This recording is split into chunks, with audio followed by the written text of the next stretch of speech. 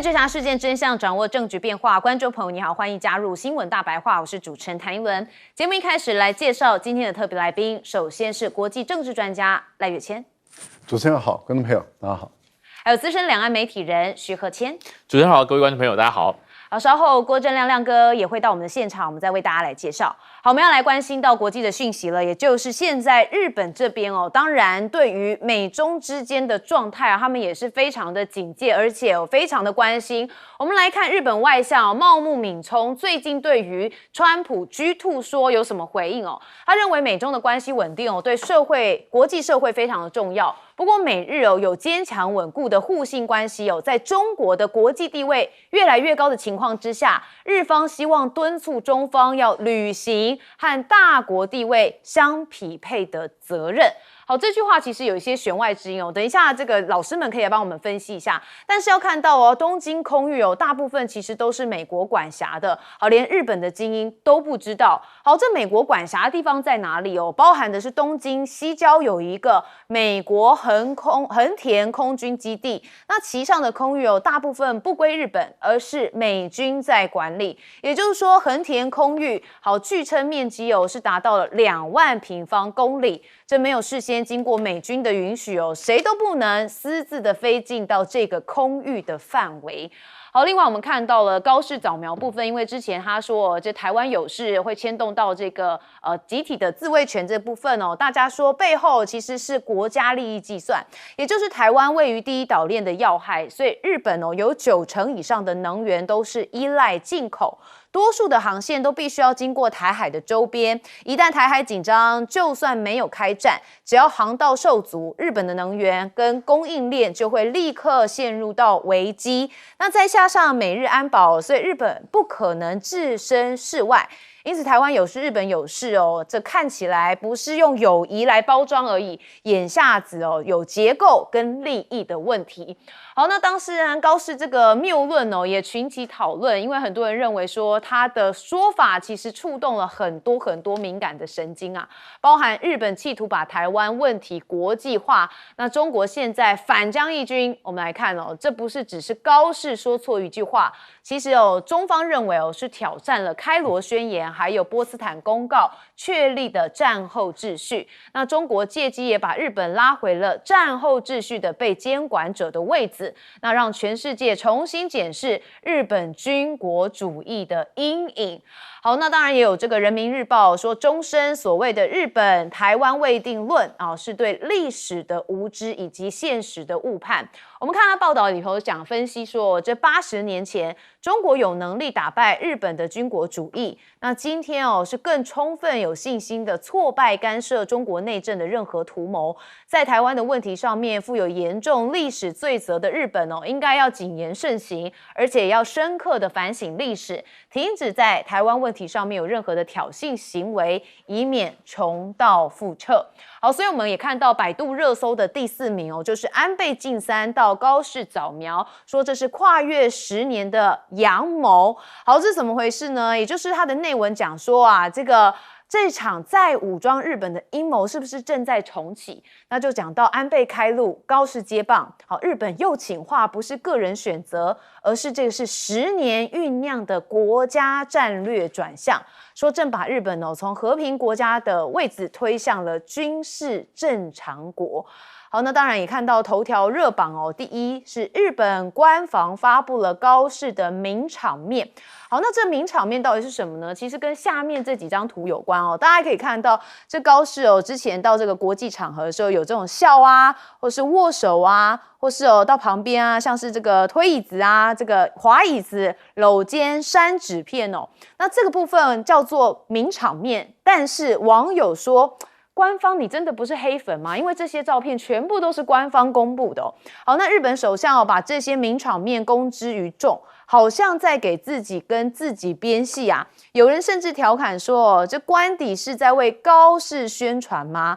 怎么反而好像是把原本平常的互动放大成一个话题？那尤其这几张照片有不少的网友看了之后觉得，这高市并没有特别的美丽啊。这官方发这照片怎么感觉没有把高市这种这个女性的柔美啊，或是女性的这个漂亮给摆上这个照片上，所以才会有人认为你是不是黑粉？好，那我们再要看到的是日本的经济啊，因为这一次就跟中国大陆之间的这个关系紧绷其实也确实引发了国内蛮多人的紧张。尤其我们看日本政界人士这是前参议院的议员细树庆子他认为说日本已经高度的依赖中国，那本来应该是透过友好的关系来维持贸易，来实现双边的双赢。好，那说这才是首相真正的职责。但是高市目前的言论已经对日本经济产生了负面的冲击，所以他则是呼吁说，这高市早苗你应该尽快的撤回错误的言论让日本的经济不要再这么余波荡漾。好，那现在日本的状况到底如何说房价是年收入10倍，那日本人自宅住宅的这个梦破碎这是日本经济新闻自己写的说日本现在因房价暴涨，薪资停滞，而且海外资金涌入普通人已经买不起城市中心的房子，所以让日本买房梦是正式破碎。那我们再看到大阪观光局也特别讲到，现在中日关系恶化有很多的这个观光的酒店都取消了读卖新闻是拿出数据说这个从11月29号开始，神户机场跟南京之间的国际包机航班已经暂停4个月。那日中航线的航班减少跟取消的现象也变得相当普遍所以截至12月底就是今年底，那这个酒店取消率是高达70%，真的是蛮高的所以也让很多这个日本的观旅行业的这些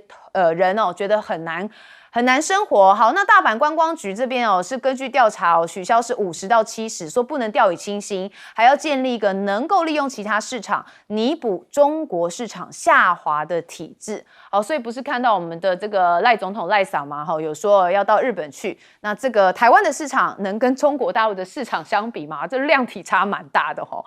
那也看到台前台后不一样吗？中国大陆的外交部司长之前不是看到他跟这个日方的谈的话这个插口袋大家说很强硬，结果呢在会后他有去大连去大连干嘛？我们来看这个就叫刘劲松是中方的这部分前往了日系大型企业在大连市的据点，还向企业负责人了解在中国的业务情况。那在视察结束时双方还互相的拥抱，营造友好气氛。那至于日中关系恶化未来是不是会波及制造业，目前仍然是非常难预料的。好，那我们还是一开头就是 G2 的这个回应。我们看到日本外相说美中的稳定蛮重要的，我们先问赖老师。美中的稳定当然很重要，因为这一次高市早苗确实有压力因为川普为什么会先打电话给习近平，然后之后再打电话给这个高市早苗，那他就是要了解中国的态度，掌握住中国的态度之后，他就有所行动了嘛。那当然他清楚的知道大陆的态度是很清楚了，他马上就打电话给高市早苗传达的讯息其实就很明白，也就是说你要缓和这个局势，你要收敛一点，我觉得这个部分里面就表明清楚了。换言之，也就是说，对于川普来讲，他绝对不愿意中日的关系影响到中美之间的关系。也就是说，你高市你不能成为中美关系的一个破坏者、麻烦制造者。我觉得这个对于高市早苗来讲，他们是有压力的但是如果你问说，那日本的国内的政党呢？日本国内的政党，我们统计了一下，就有4个政党他们是反对高市早苗的这个台湾有事就日本有事说，他们认为应该要撤回但是问题是，其他的政党都是支持高市早苗，说你根本不需要收回，你要继续干下去。也就是右翼的政党都支持高市早苗。目前来讲，高市早苗的民调支持度高70%左右而且呢，对于台湾有事就是日本有事这个主张已经破了50%了，过去就48%，现在已经到50多，都支持高市早苗说台湾有事就日本有事。这个显示出一个什么问题呢？显示出就是日本的这个长期的右派的执政的情形下，他们的这个教育产生的结果。也就是说，绝大部分的日本的年轻人，他们并不知道日本的他们的父执辈他们干了什么事情，他们侵略亚洲，他们发动战争，他们战败，他们无条件投降，他们绝大部分都不知道这个事，他们绝大部分都不知道日本人在侵略亚洲的时候，他所犯的罪是违反人类战争罪，他们都不知道。所以由于他们都不知道的情形下，他们不认为日本有错，而他们认为中国大陆为什么要借这个机会来给日本施加压力？这就是日本的国内教育所产生来的副作用，而这个会给日本带来很大的影响。为什么？因为它激起中国大陆的一个决心跟做法，就是说，那必须要给他一个教训了。这个教训就不会只是在于经济、外交、政治，还包括军事的教训在里面。好，亮哥你怎么看？我这个就是，其实我觉得日本的年轻一代不只是对二战不一定了解啦，连高市早苗在干嘛，他们都不一定知道啦。那他就是瞎挺哦。不，他就是反中啦。其实他就不喜欢中国强势啦。其实广义就是这样啦。其实韩国现在也是这样啊，他们甚至把自己的经济不好都怪罪到中国。所以我觉得是广义的反中啊，其实韩国更严重，韩国到处都是标语，所以他到底知不知道国际争议的核心问题是什么？那这个中国大陆没有办法啦，中国大陆现在就是实际上现在已经扯到两个问题了，不是只有台湾有事，日本有事，还包括他想要恢复旧金山合约嘞，说台湾地位未定所以中国大陆是更火大。那我认为中国大陆就是上纲到联合国宪章了啦，那要求五常要对战后国际秩序的这个二战胜利成果要做确认。昨天他们也打电话给法国总统的首席顾问嘛，那基本上也表态了。目前只有英国讲话比较暧昧，可是基本上五常，你有没有发现这次高市早苗这个事件 ，G7 另外的6个国家没有一个国家站出来挺高市早苗，没有即便是德国、意大利是轴心国的成员，没有人支持高市早苗啊。所以我认为这种东西你也不要认为会很快会有结果了就中国大陆已经布这个阵了，五常表态了 ，G7 没有人挺高市早苗那接下来就是硬碰硬了。比如说你要在琉球要布置飞弹，你怎么会有这个权利呢？你连行政管辖权都是非法取得啊，更不要讲主权啊。那美军那就算了，你日本怎么会有权利在琉球群岛布置飞弹如果日本真的干，你认为会发生什么事？坦白讲，我不知道。可是我认为中国大陆会有大动作中国大陆现在已经在质疑这个问题了，就是连1972年美国把琉球的管辖权交给你都是非法的，那你更没有逻辑，你有什么立场来布置飞弹那另外就是我认为会有一些军事上的动作啦，比如说钓鱼岛，中国大陆开出4艘海警船你确定有离开吗？你有没有发现你已经2个礼拜没有看到钓鱼岛的新闻？为什么没有新闻？因为日本海巡船不敢靠近所以没有画面。那最近他不是派了一个无人机 MQ-9B 想要去拍画面，结果回去的路上离奇坠毁。你认为这个是不是某种军事的行为已经在酝酿了不然我难以想象为什么钓鱼岛都没有新闻呢？如果中国大陆那4艘海警船不离开，那日本怎么办？因为这个还没有成为新闻这个只要成为新闻，我跟你讲，就是轩然大波。那日本内部，所以我是觉得它还有很多的事件即将要浮出台面国际冲突，你不要去看民调了，那没有意义的啦泽连斯基民调93对啊，现在呢，小马可仕民调也一度都是65现在呢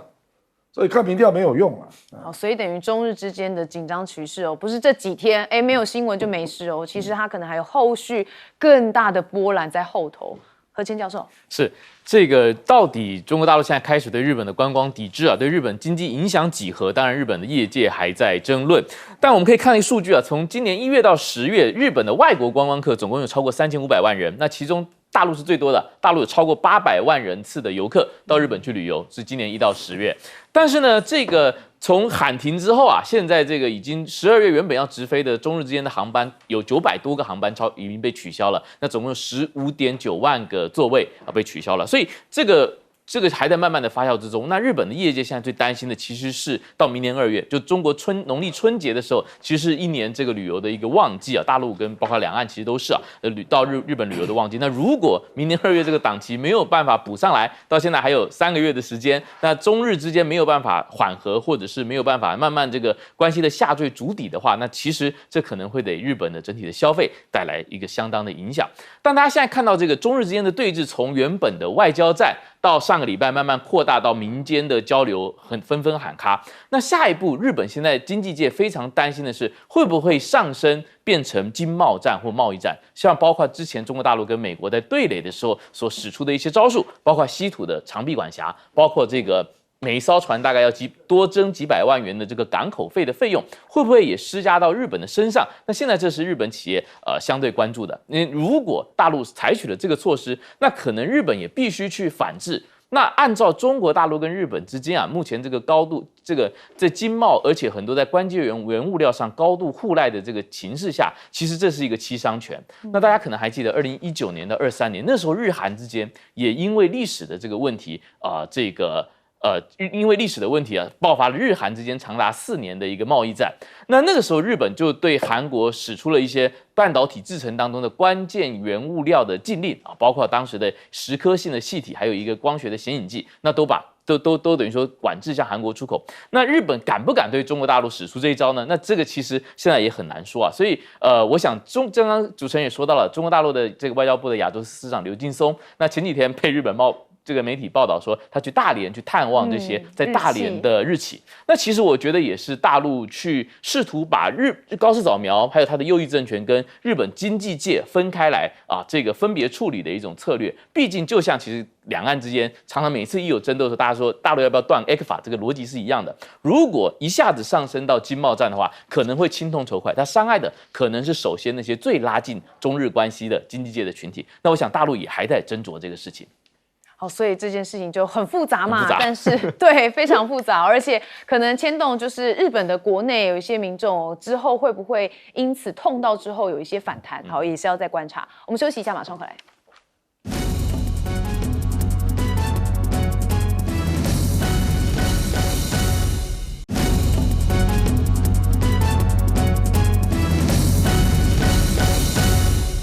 好，我们持续来关心日本首相高市早苗最近在军费上面也提高了。首先是看到他的补充预算案创新高哦，渴望实现防卫费达到 GDP 的2%哦。这是日本内阁批准2025年度的补充预算案哦，达到18.3兆日元，那创了补充预算的一个新高。如果预算案顺利的获得了国会的通过，就可以让这个高市早苗政府提前实现国防预算达到 GDP 2%的目标。好，日本政府之前就已经先计划说，在2027年度要把防卫的相关费用增加到 GDP 的2%。那高市就任之后就说，这个推动提前到今年度要达标。好，大家有没有发现这个日本的做法其实跟台湾也蛮类似的哦，好像很有既视感。那当然有人认为哦，这个高市提高军费就是为了讨好川普。好，那我们再看这个补充预算档案中哦，日本防卫省要推动是筹获03式中程防空飞弹的改良型，好，将日本航空自卫队移动警戒队的机动雷达部队，好，要布置到的这个冲绳县最东端的北大东岛等等。好，那也看到日本年度的防卫补充费已经看了上新高嘛，那和平国家的状态很担心会变质，就有担忧。好，这是日本学者说高市的安保政策，包含进一步的提高防卫开支，那大幅的放宽武器出口限制等等。那日本作为和平国家的状态现在进一步变质了，令人强烈的担忧。所以对日本的经济来说，超过10兆日元的防卫开支就是一笔沉重的负担。那日本学者认为这个高市如果这样做的话，就是罔顾民生。好，那目前看到日本跟美国的方面，而且还有这个军事正在加大力道的筹备当中，也要看到美国跟印太盟友因为像是日纽防长，也就是小泉进次郎，是希望在12月中要跟这个纽防长柯林斯来会谈，好，就考虑到了在印太地区加强活动的中国。好，那两防长是力争要强化来进行合作。那共同社也特别讲到说，日方已经跟菲律宾政府进行磋商，好，菲律宾有意要购买日制的03式防空飞弹，说一旦成真预料这会是高市早苗政府解禁日本杀伤性武器出口的一个先例。好，不过日本的相关人士说，哪一些的军事用品可以出口，其实是由首相主持国安会议决定。那反对党认为这个过程不用经过国会，就会缺乏适当的讨论。那我们再看到美日印澳这个马拉巴尔关岛合体也就是一个军演。好，那这个韩国的潜舰也同步加入了反潜操演我们看到左边这个图就是联合军演的一个图片。那这是这4个国家组成的4方安全对话，他们在关岛周边举行了第29届的马拉巴尔的联合军演。南韩海军潜舰也抵达到了关岛。好，跟美军展开了代号“沉默鲨鱼”的反潜作战演习。所以现在在海上的这个部分也是蛮多人关心的，因为像是美国的航舰林肯号，它是打破了岁修的周期。好，因为尼米兹这边服完役了要走了。好，所以美国为了维持印太地区的优势跟兵力，那美国海军打破常规部署的模式，像是林肯号现在已经在前往太平洋执行部署任务。那距离这个舰上一次结束部署返港其实不到1年所以这个时间比较短了，所以大家才说它是打破了岁修的周期。那澳洲智库则说，解放军空海战力现在大幅提升，那美军的印太优势缩减到只剩2/3。那因此也是蛮多人对于现在在印太地区这美国方面、美军方面的力量感觉有越来越缩小的趋势。好，那中俄当然就是步步威逼嘛。我们看到了解放军 PHL 的03火箭炮命中说150公里外海的一个移动目标，那他们说现在是中国夺岛的一个最新利器。那这叫做陆基火箭炮它能够威胁距离超过100公里甚至可能多达到300公里。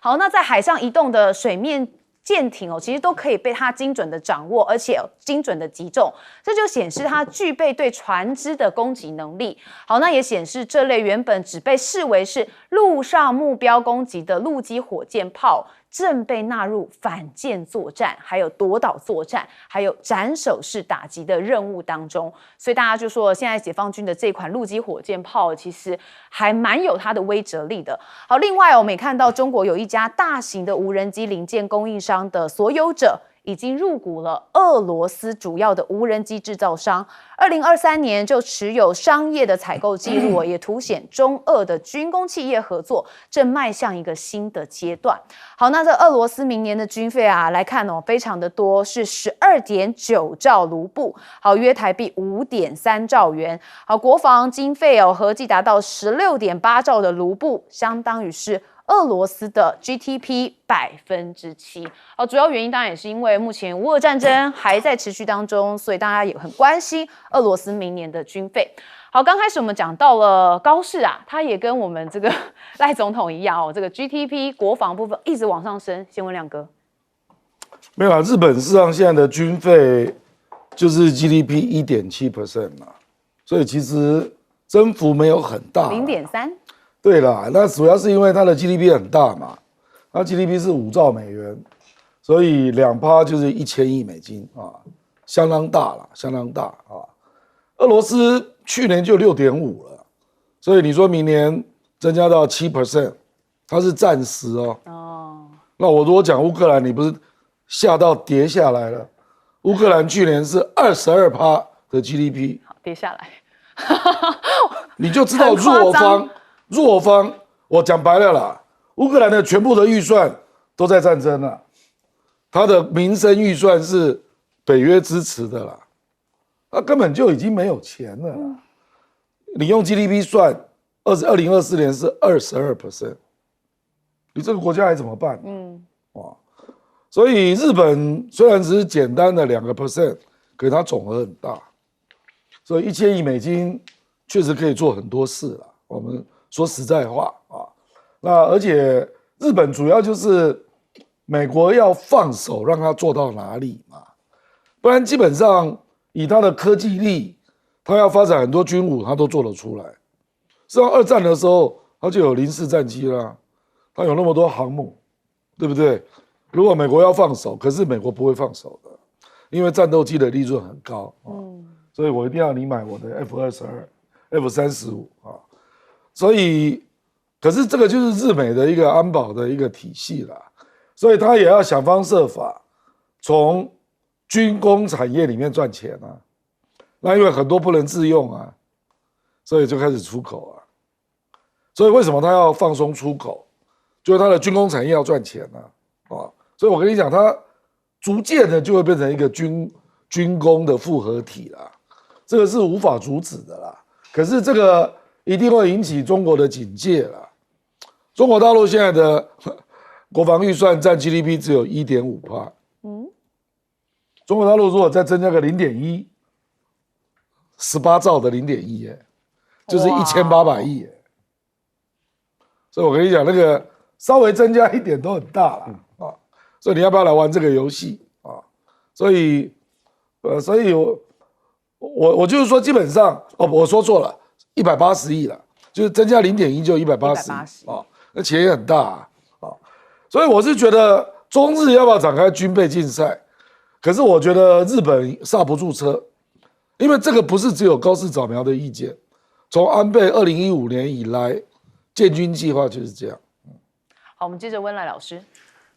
日本原本在石破茂的时候，他们的防卫预算因为在美国的压力下一定要增加到2%啊。那他的原本的规划是在2027年的时候完成，是一步一步走，提早。对，那为什么他突然间提早要在今年完成，用特别预算的方式？其实这个部分就是因为我觉得川普的那通电话产生了很大的影响力。那也就是说，对安倍对高市来讲，怎么样去抓住这个川普？他认为川普是唯利是图。所以他把防卫预算突然间增那么大，我觉得会有2块会吸引川普的兴趣。第一块就是增加驻日美军的军费，因为川普在第一任的时候就跟日本要求要再增加1倍的驻日美军，要20亿美元以上。那当时安倍就想方设法用尽各种陪他打高尔夫球啦，连滚带爬的帮他捡高尔夫球啦，然后露出那个丑态啦，百般的讨好。后来川普最后还是就是只增加10亿美元，那但是对川普来讲20亿美元他想要，那你要怎么样要到增加国防预算嘛？所以我觉得当高市早苗增加这个国防预算特别预算的时候，那我觉得他就暗示了川普就是说我们可以交易我可以跟你驻日美军的费用再增加，这第一个。第二个呢，就是军事采购部分可以再增加，这个对美国的军工复合体他所养的那些参议员、众议员来说是很有吸引力的。那如果一旦这些人认为说日本可以再跟他们多购买武器装备的话，他们也可能可以影响川普的一些政策。我觉得这是高市早苗目前在经济国防这个部分，他一直在争取、在抓这个美国。另外一个部分里面，他就一直在去针对性中国，然后去想办法去破坏中国的一些关系。例如说，我们都知道这一届的纽西兰的政府跟中国的关系比较紧张，所以你会看到他强化跟纽西兰之间的防御的关系，然后来牵制中国大陆在纽西兰、澳大利亚。因为大陆目前的做法就是说，当你纽西兰、澳大利亚你的军舰到台湾海峡来，中国就会在你这个地方来进行军演。那他的目的就是强化这个纽西兰，还有就是把034给菲律宾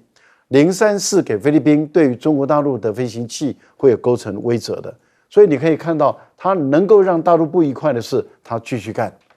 然后一方面就装的说，哎，我们还可以沟通，这就是日本人的两面性。好，何清老师怎么看？是，我觉得与其说高市早苗是不是趁机在讨好川普，我觉得倒不如说是他在利用川普这种要求所有的盟友都来提高军费的这样的一个诉求来遂行他啊，包括他代表的整个日本右翼啊，长期以来希望日本能够强军扩武，然后呢打破这个和平国家基础的这样的一个锁链的这样的一个意愿。那其实高市在10月24号啊，他刚刚就任，然后他这个在国会做施政报告的时候，他就说了，他说现在自由开放的国际秩序啊，受到了因为这个强权权力平衡的变动，受到了剧烈的摇晃，而且他特别点名俄罗斯、中国大陆跟朝鲜的动作，都引发了日本的严峻的焦虑。那在这样的铺陈之下呢，他就去做很多，包括这个昨天11月30号啊，朝日新闻啊，日本比较偏左派的主流媒体，他就发表了一篇社论，他就批评高市上任这1个多月以来啊，已经露出了3步走的这样的一个苗头。第一步呢，是要去进一步增加军费啊，包括我们刚刚说到了，提前2年日本的财务就原本是2027年财年要达到防务费达到这个 GDP 2%的这个目标，那现在2025年财年就已经达到了，日本的军费今年到就通过刚刚这个昨天增加的这个追加预算，它就达到了11兆日元，大概是2.2兆的台币。那第二步呢，是要大幅放宽武器输出的限制。那过去因为日本这个2战后的历史啊，日本跟德国一样，对于自己工业能做的军品的出口是有很多的这个前提条件的。过去日本的军品出口只限于包括能用在救援啊、运输啊、警戒、监视、扫雷这些被动性的、非攻击性的用途。但是刚刚我们听到了，就说日本已经确定要向这个菲律宾出口034的这个地对空导弹。那同时在8月的时候呢，我们也听到日媒的消息啊，就日本可能要向菲律宾出口6艘的护卫舰，还有跟这个英国啊、意大利啊来共同研发次世代的战机。那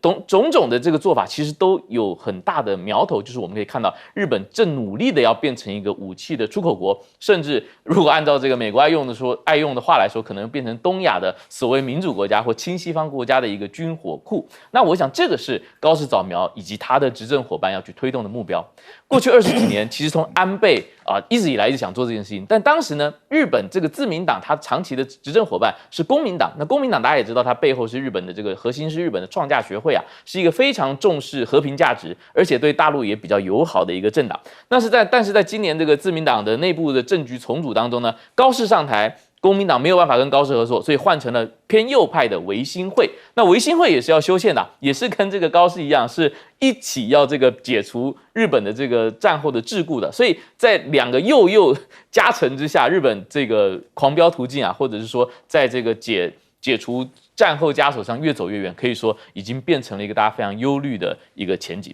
哦，怪不得有很多人认为现在日本是正在爆冲的阶段。好，我们休息一下，马上回来。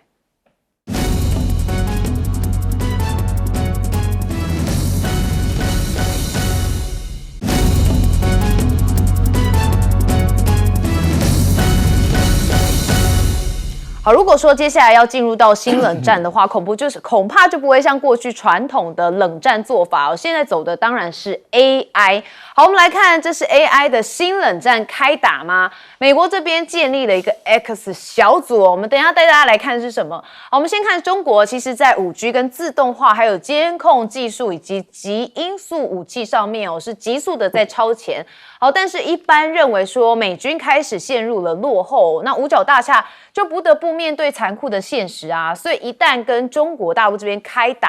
战的话，美国可能就会居于劣势，甚至是战败。好，所以在美国国防创新实验单位DIU 就被称为是 X 小组，他们将矽谷最尖端的商用科技送进了美军的最前线。好，当然就是有所准备因为自知自己现在是一个落伍的状态。好，我们看到中国的经济巨擘林毅夫他是前世界银行的副行长，然后他呢就讲说，美国想要利用在金融科技上的优势来压制中国的发展，但是中国的市场对美国科技业而言也是一个生死攸关，因为老百姓也需要中国物美价廉的产品。好，所以呢，当然就是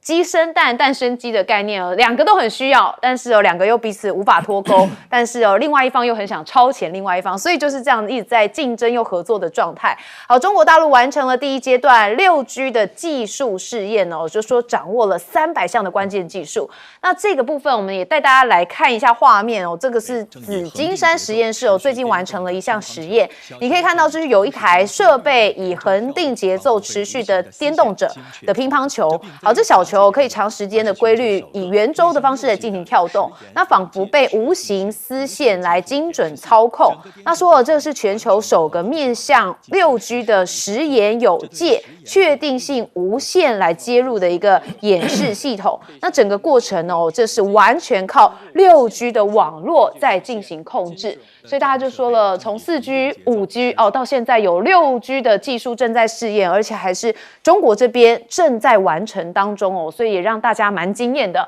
好，那美国媒体也调查说，其实中国的 AI 模型已经越发成为了矽谷产品技术的基石。这是 NBC 报道说，包含 DeepSeek 在内的中国开源 AI 模型哦，凭借着低成本、高定制化，然后强隐私保护，还有完善的开发者生态等优势。那不少学者开始质疑说，美国继续走封闭的路线，到底还是不是正确的好，那美媒也调查说，现在整个状况呢是正在觉醒当中，也就是中国大陆急起了在往 AI 这边来直追。那百台的人形机械人也是列队，好，但是有遭怀疑是假片。好，到底这个是多么厉害的装扮？你看这现场画面很厉害哦，是中国机械人公司优必选发布的影片哦，有数百台的 Worker S2 人形机械人哦，是整齐的列队在仓库当中。好，机械人齐齐转头，又挥动手臂，而且列队的进入到集装箱。好，这样子非常的盛大，也非常的令人震撼。不过，这个美国机械人公司的这个创办人这个布雷特说，他觉得很难相信啊，所以他立即发文就暗示说，这段影片一定是电脑生成的。好，观众朋友，您觉得呢？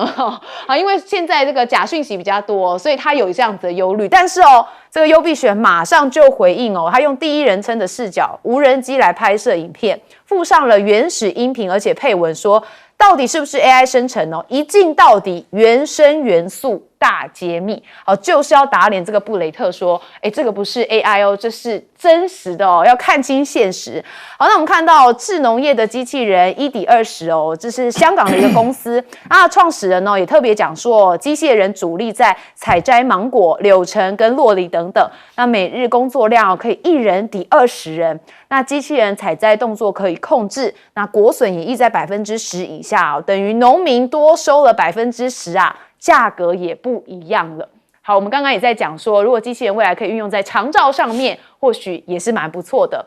好，那我们再看中国大陆现在的神舟无人状态已经返地球了，这个成为了微博热搜的第2哦，就是说中国人在太空粮仓多的超乎想象。好，原因就是因为说这么多天的吃饭哦，对他们来说是9牛1毛，没有什么问题。说4只实验小老鼠经过2周的超长加班，后来将太空员的食品水还有豆浆喂给他们，他们也回来了，是非常健康的老鼠。好，另外神舟20号将与太空人维修受损舷窗后，以无人的状态来返回地球。因为这几年来这个空间碎片的数量激增，然后在轨运行的这个航天器、人造卫星乃至航天员的生命安全都构成了威胁。好，所以初步研判这个空间碎片的尺寸应该不到1毫米。好，那中国载人航天工程的办公室发言人则说，这神舟20号会在太空人对受损舷窗进行防护之后，就以无人的状态来返回地球。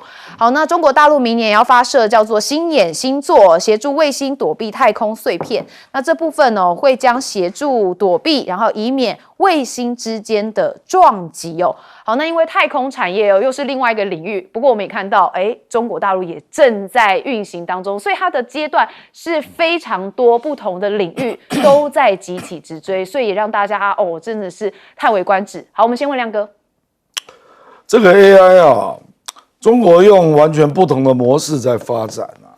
那本来美国完全没把它看在眼里啊，因为美国是这样啊，它用资本密集嘛，它不是有7姐妹吗？啊，募集大量的资金，然后去做最高阶的芯片啊，然后呢，在那个操作上让它的耗能降低啊，然后就盖了各式各样的数据中心。现在全世界 AI 的数据中心有45%在美国，因为它卖给全世界嘛，包括我们台湾在内啊。那他一直以为他这套是无敌的啊，那没想到中国大陆用另外的方式发展啊。中国大陆是这样啦，就第一个，它的演算法，它首先证明它可以用更便宜的价格来做训练啊。像最近那个 Kimi Pro 只要460万呢美金呢，那已经打破记录了啦啊。那这个美国就想不通啦。那第二个更重要，它是开源模型，那这个非常关键啊，因为它是开源模型，所以它的大模型可以卖给所有的公司。让你自己在你的公司写程式，结果美国啊，就有一些公司觉得，我买中国的大模型回来，我自己写我的程式啊，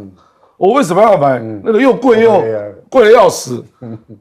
越来越多啊，最近购买的叫 Airbnb 那家全球最大的民宿集团，他就买中国的大模型。然后他自己写程式 ，CP 值高嘛，连美国都这样，你就可以去想象东南亚。东南亚几乎一面倒都买中国的啦，为什么？因为便宜啊，你买进来演练模型又便宜，又是开源模型，那你可以自己公司守密嘛。所以美国现在越来越多人在怀疑啦，说美国都用闭锁模型到底对不对？可是已经来不及了，OpenAI 没有办法改了啦。就看谷歌要不要改啊？因为他现在用 TPU 在跟他对着干嘛啊？可是我跟你讲，这个会完全颠覆美国原来的构想。那美国另外一个叫做操作能耗越来越低，所以你如果不用它的高阶芯片，你的电力你会受不了。比如说我们台湾现在电力就很受到挑战嘛，所以赖清德不得不偷说核三要恢复啊。中国大陆就刚好是一个不缺电的国家，它虽然能耗高，它平均能耗比美国的 AI 能耗大概增加30%，可是它国家可以补贴，因为它的电力够啊，所以它就可以撑过这个阶段。所以我跟你讲，它完全是用不同形式在竞争。那中国大陆因为它大模型便宜，应用场景又多，因为它的工业占全世界35%。所以就逐渐累积了，这叫蚂蚁雄兵啊，就慢慢往上累加啊，让美国感受到压力，这样。好，雷老师怎么看？科技这种东西是内行的或者是高手，他们可以预测，而且可以非常准确的预判未来的发展趋势啊。刚谈到了 AI 的问题，就是说一个主张是闭源的啊，一个主张开源的，而中国主张的是开源的方式啊，就跟美国形成两个体系的一个战争。这两个体系的战争，当时的很多科学家就预估中国大陆会赢，美国会输，因为美国的闭源的这个体系变成他想要垄断，因为他的出发点就是我要掌控、垄断整个世界。可是你要想，每一个国家，不管是美国的盟友或者非盟友，他为什么要被你掌控？他不想再像过去一样，你看我们在微软这个作业系统，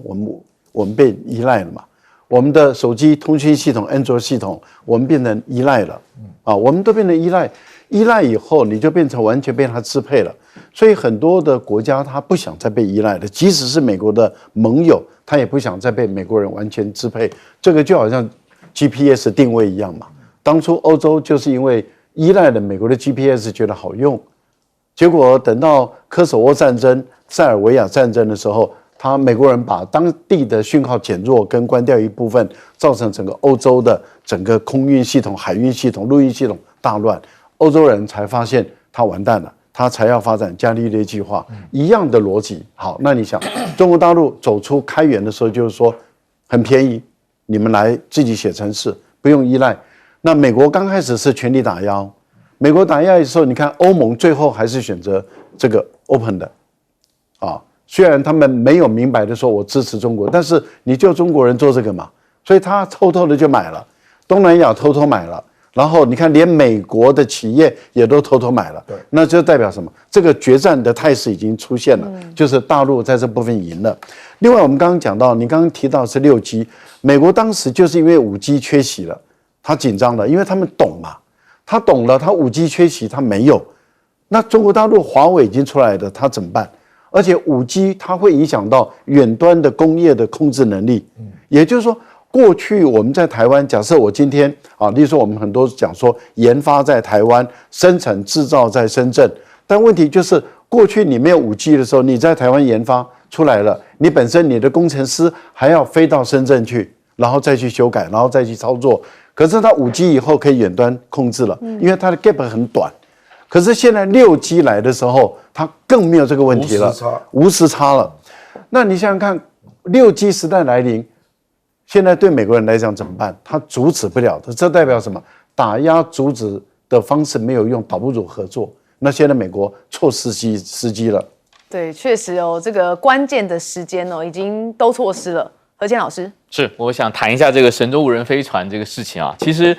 从太空的角度回看，我们地球上的这个国与国之间的地缘政治斗争，有时候看是有点无奈啦。因为如果从太空的视角看，大家都是地球人，我们都活在一个这个是上帝视角。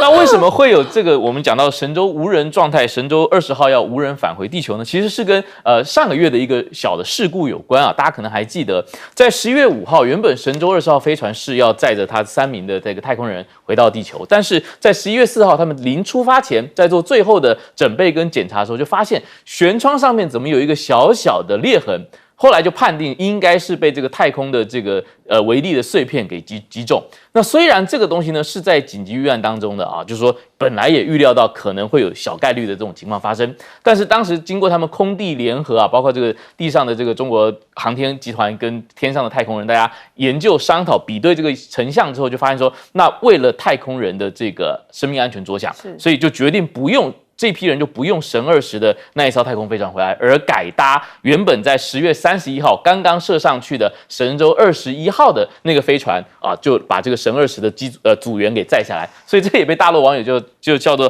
太空改签啊，等于说换成了这样的一个从20号神舟20号换成神舟21号下来。那这个当然也很不容易，因为21号的人也已经上去了，就是当时空间站有6个太空人同时在这边。那如果神20的人搭了这个神舟21号下来地面，那上面那3个人怎么办呢？所以大陆必须在短短的16天内紧急再升空神舟22号的这个这个飞船到天空上去。那当然这个作业就非常的紧锣密鼓啊，而且大陆也就决定说，那神22号上去的时候呢，就采用了一个无人直飞的方式，所以这也是大陆的这个载人航天工程发射38次以来第一次启动这个无人载运啊，第一次启动这个紧急应急状态的无人载运。那这个也就跟大陆这个航天系统当中一直载人航天工程当中一直有一个原则，叫做发一备一，就是我打一艘飞船上去的同时，如果是载人航天的话，我同行的太空舱跟同行的火箭必须有一个在地面上随时准备，来预防像这次发生的这种紧急事态发生。所以它就大幅的，就是是在一个很紧张、很紧急的状况下，在16天内完成了这个发一备一、稳动备份的这个试射。那同时呢，这个大陆的这个太空站啊，大陆空间站呢，也从一开始设计的时候就有一个双船并靠的能力，所以它也就能在神20号就是故障了，被那个舷窗被打出那个小裂痕的那一艘还在上面的情况下，它另外一艘太空救生艇上去的时候，它才能2艘都一起连接到它的这个太空站。那